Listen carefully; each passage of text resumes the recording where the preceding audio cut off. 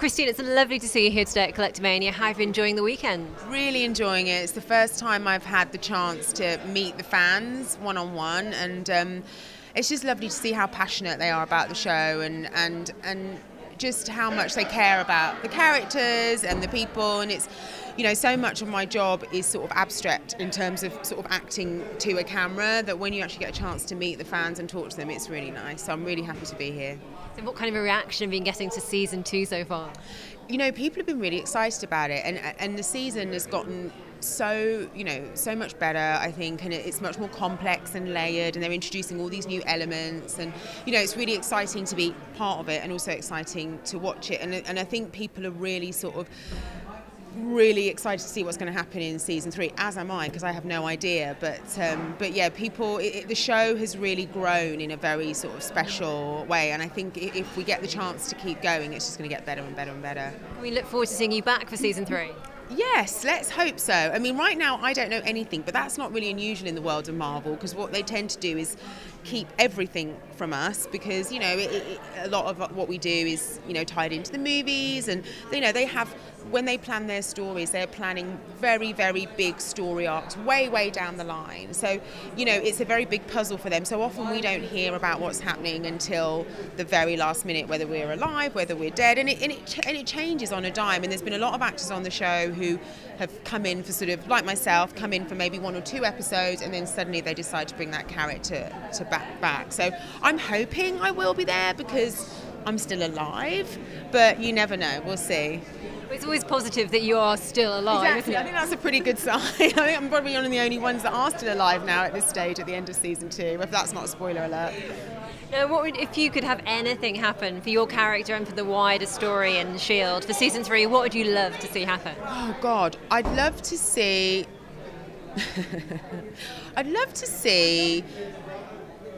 Gemma, and I'm getting the sort of actor names and the character names, but I'd love to see Ian and Elizabeth actually get together. That would be my hope for season 3. Whether they would or not, I don't know.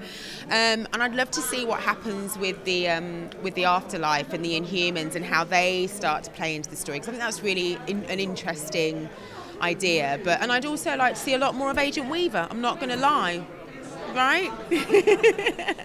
Start a petition now. Yeah, exactly. Everybody out there, get on the internet, phone the network. Yeah, more Agent Weaver. Yeah.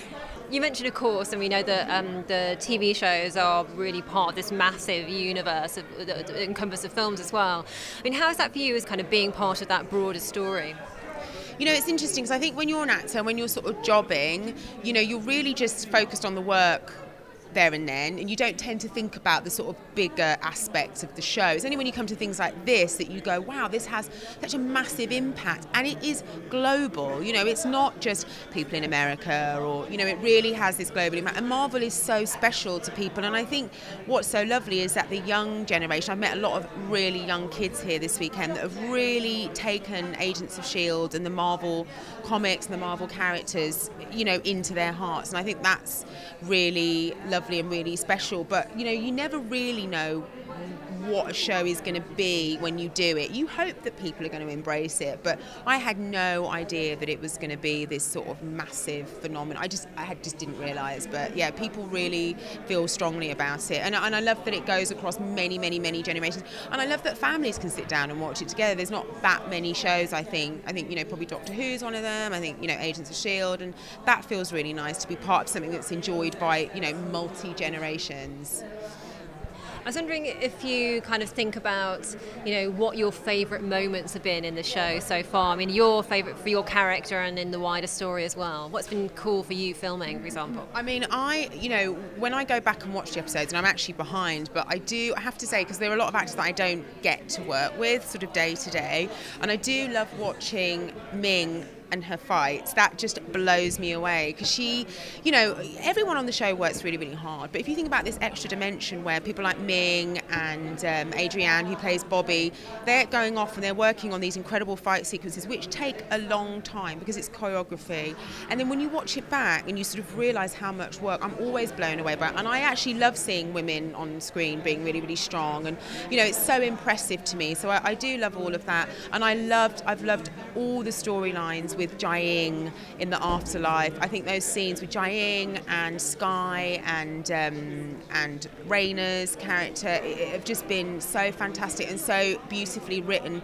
And they really, you never know which, you're always sort of like, oh, this is, you know, she's a goodie, and then suddenly you're sort of thrown into she's a baddie. I mean, it really is twist and turny. And we were talking about it earlier, you know, when we do our script reads as a cast, you know, at the end of it, we're always completely blown away by what happens. We never see it coming. The writers always surprise us, and they always find some new twist that you never saw coming. So that part of the show I really love, you know, because as an actor, again, you could become sort of quite cynical, but actually it's always surprising what they do, and that is a testament to the writers, I think.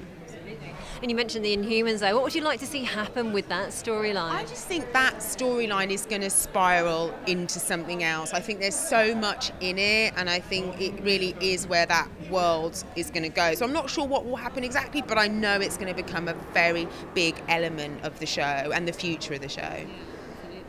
Of course, you've been not only part of the Marvel universe, which you're part of now, but you've been part of DC as well, haven't you? So what's that been like? I know. Well, again, it's one of those things, you know, as a child, I wasn't necessarily someone that followed DC and or Marvel, but, you know, again, obviously it's something that's really important in people's hearts. And I've always kind of, you know, wherever I've gone in the world, people have always, you know, talked about Batman and things like that. But, you know, it's exciting to be part of anything that's kind of universally embraced, I think. Now, if you could see anything happening for particular people in S.H.I.E.L.D. going forward, what would you like to say? You said it's about FitzSimmons. You'd love to see that happen. That relationship. Yeah, and I also wonder, I'm curious to see what's going to happen with Bobby and Hunter and see how that's sort of progressive. I think that's such an interesting dynamic in the show, the idea that you've got this sort of married couple who are also working as agents of S.H.I.E.L.D. So you've got all this personal and emotional conflict as well as the conflict between them and S.H.I.E.L.D. And you never know, you know, who is good, who is bad. I like the fact that it's always grey. So I'd like to see, you know, what happens with their relationship and if they manage to kind of sustain it, or if they sort of go off on a tangent, or if one of them leaves.